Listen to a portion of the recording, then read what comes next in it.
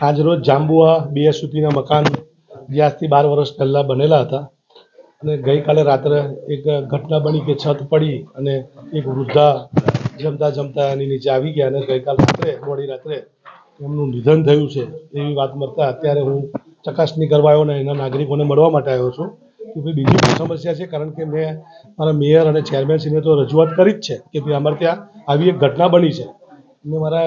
અમારા પાર્ટી પ્રેસિડેન્ટને બી જણાવ્યું હતું તો એમને કીધું કે નાગરિકોની વચ્ચે જાઓ ને એમને પૂછો બીજી કઈ કઈ સમસ્યાઓ છે, જાણી અને પછી આપણે આગળ રિપોર્ટ કરો. એટલે હું એમને જાણવા માટે આવ્યો છું. અને આ જે ઘટના બની છે, જે કામગીરી થઈ છે, જો 12 વર્ષ પહેલાં જ કામ થયું હોય તો કોન્ટ્રાક્ટરે નિમ્ન કક્ષાનું કામ કર્યું છે, અધિકારીઓએ પણ મિલીભગત કરી અને એને